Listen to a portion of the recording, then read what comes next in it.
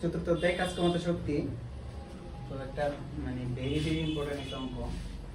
খুবই important. SSC তো আছে, ইন্টারও আছে, ঠিক আছে। বলছে 5 কেজি ভরের বস্তুকে 50 মিটার উপর থেকে ছেড়ে দেওয়া হবে। কত উচ্চতায় গতিশক্তি বিভব শক্তির 1/3 হবে বা দ্বিগুণ হবে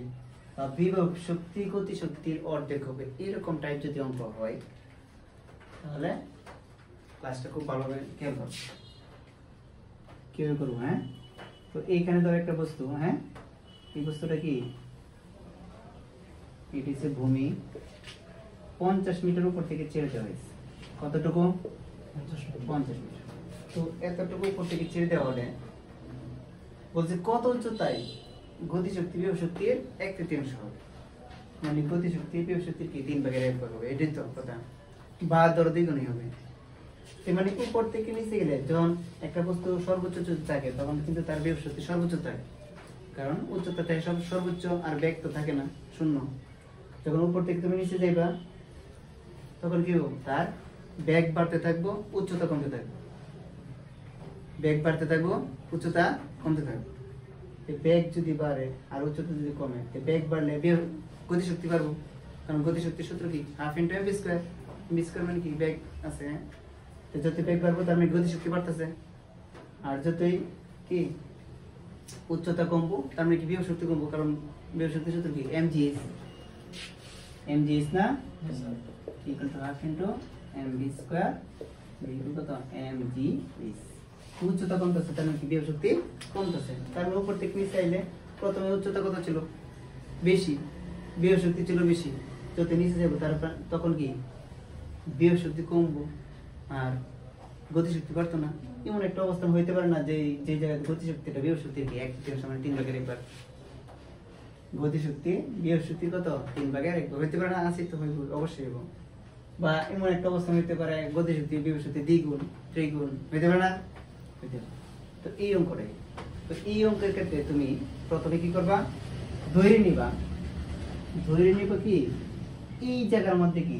বা আরেকটু উপর টেনে ধরো, ধরলাম এই জায়গার মধ্যে, এই জায়গাটাকে এটা এক্স, এতটুকু, হ্যাঁ, এক্স মিটার উচ্চতায়, এক্স মিটার উচ্চতায়, উচ্চতা মানে ভূমিতিক উচ্চতা, হ্যাঁ, এক্স মিটার উচ্চতায় যেটাই স্যার গতিশক্তি বিভব শক্তির 1/3 এটা ধরে নিলাম।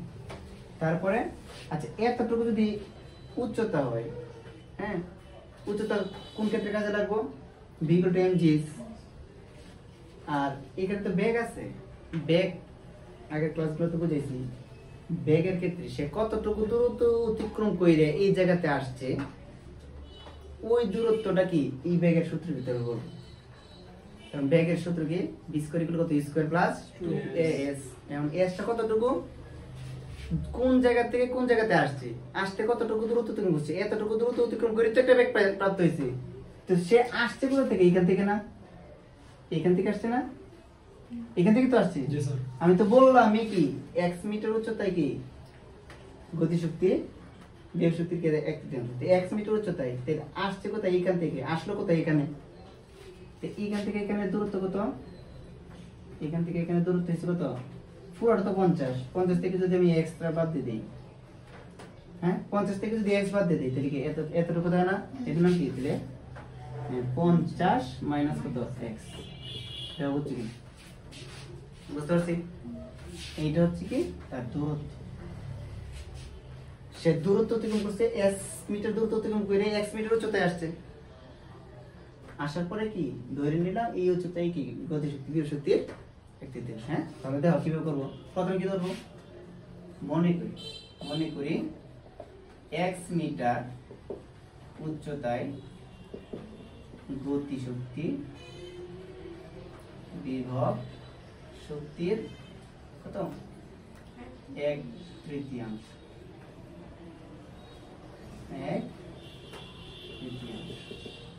ঠিক আছে।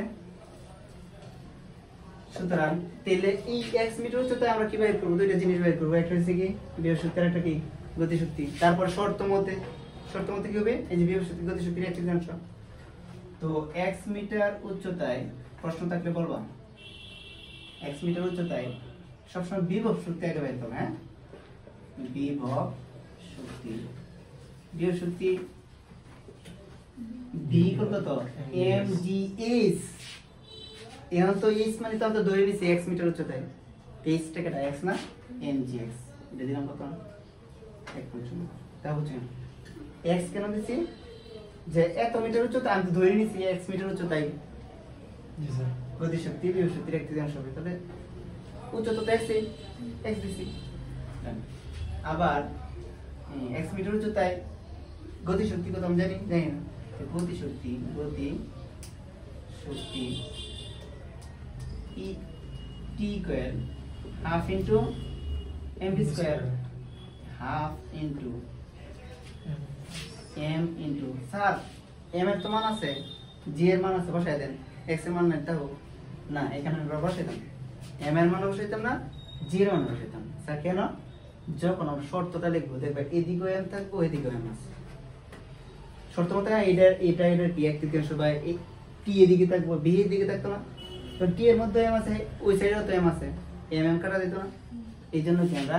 এখানে কোনো মান লিখব তো দিতে পারছি b স্কয়ার ইকুয়াল কত u square plus as 2gs 2gs b square equal কত u স্কয়ার প্লাস 2gs উপর থেকে যেহেতু করতেছে তখন তার ত্বরণ হতো না অবিকর্ণ ত্বরণ g আর s মানে কি সে এতটুকু দূরত্ব অতিক্রম করছে না half into m into u কত উপর থেকে কোন একটা বস্তু নামলে আগে কত হয় শূন্য হয় মানে এখানে তো বেগ ছিল না চার উপর আস্তে আস্তে বেগ বাড়ছে 0 স্কয়ার প্লাস 2 9.8% যেত না g এর মানে এখানে আছে কাটাকাটি দিই 2g s এর মান আছে s মানে কি পুরোটা ছিল 50 এখানে x তাহলে s কতটুকু 50 মাইনাস s না x না 50 মাইনাস কত x বুঝতে পারছেন half into m into 0 square তো 0 0 সাথে এটা থাকলে কত হবে 2g 50 মাইনাস x না সাইডের সাথে গুণ করে দিন না গুণ করার দরকার নেই পরে সবসময় এখানে রেখে দিই তাহলে 2 কাটা কত mg ইনটু কত 50 মাইনাস x এটা কার মান বাইরে t এর বুঝতে পারছো কথা তো t এর মান যদি এতটুকু বাইরে হয় এখন ভালোভাবে খেয়াল করো এখন আমরা শর্তের মধ্যে যাব কিছু মতে 50 না শর্তটা খুব ভালো মতে বুঝো শর্ত মতে আমরা যাই তুমি ডাইরেক্ট লিখে ফেলবা t ইকুয়াল b একটু দূরে দূরে লেখার পরে এটা কিন্তু সবার অনেকের বেশ থাকে বলছে গতি শক্তি বিভব শক্তির এর কথাটা দেখবা কার সাথে আছে বা র অন্তত র বা র কথাটা কার সাথে এর সাথে আছে না বিভব শক্তির গতি শক্তি বিভব শক্তির এই র কথাটা কার সাথে আছে বিভব শক্তির সাথে তো এইখানে দুইটার মধ্যে বিভব শক্তি এটা না বিভব শক্তির এক তৃতীয়াংশ এক তৃতীয়াংশ মানে 1/3 নাকি 1/3 বসবো যার সাথে এর কথাটা আছে বা র আছে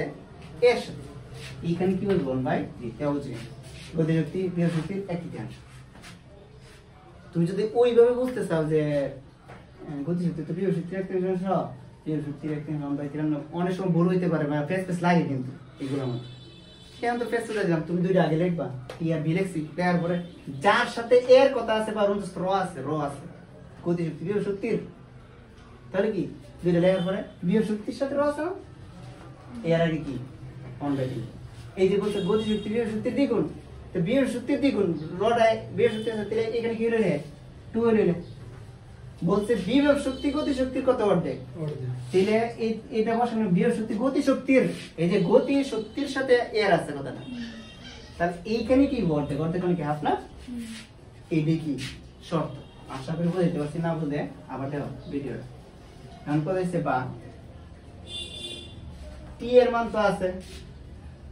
mg * 50 মাইনাস x mg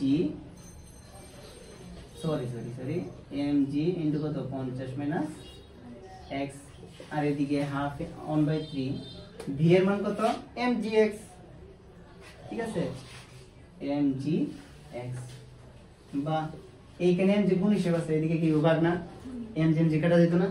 দুই সাইড থেকে কাটা কেটে ফেলতে পারি, গুণের সময় গুণ আছে দেখে কাটতে পারি, যোগ বিয়োগ থাকলে কিন্তু না। হ্যাঁ, এটা এমজি কাটা থাকে কত 50 মাইনাস x ইকুয়াল তো 1/3 ইনটু x, ঠিক আছে। আর এই 1/3 x এর নিচে তো কিছু নাই, তাহলে x উপরে লেখা যায় না,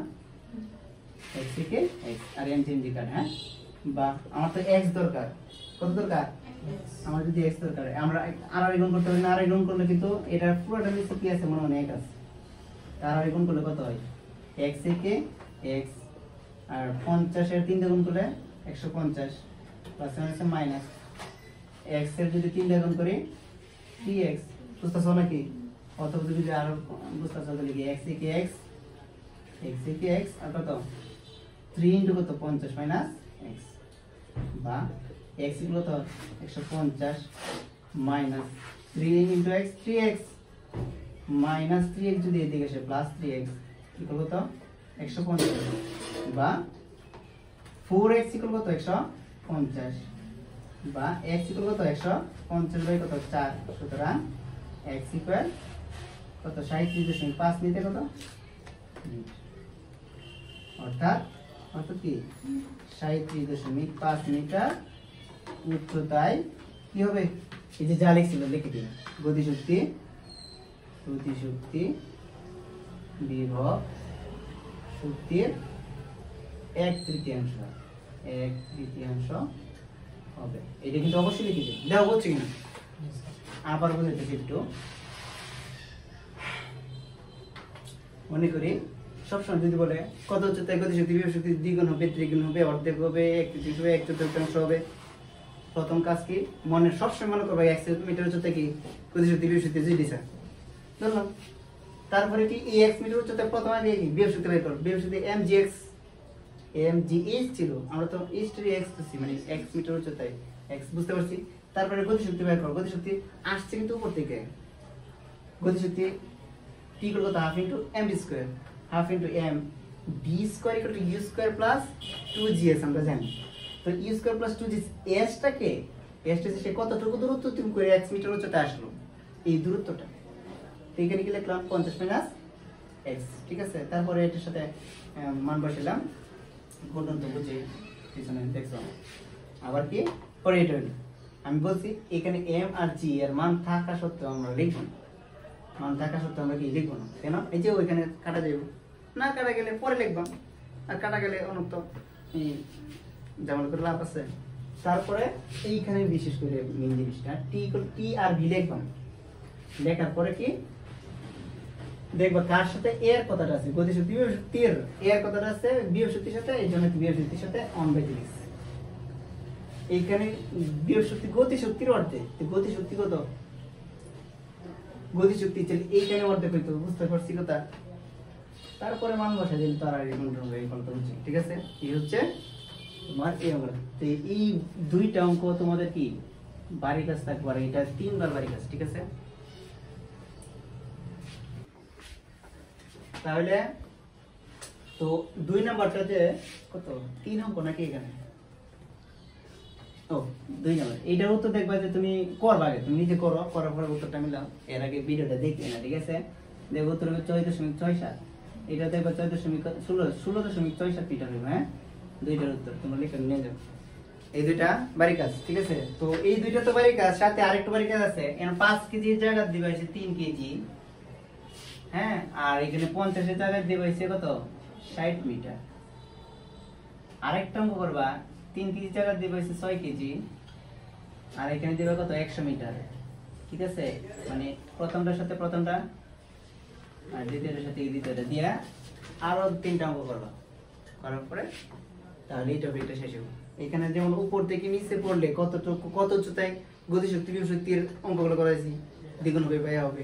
পরে ক্লাস হইছে নিচ থেকে যখন আমরা একটা বস্তু নিক্ষেপ করব পরে, তখন কত উচ্চতায় গতিশক্তি বিভব শক্তির দ্বিগুণ হবে, ত্রিগুণ হবে, এগুলো নিয়ে আলোচনা হবে, ঠিক আছে। থ্যাংক ইউ, এতটুকু আছে।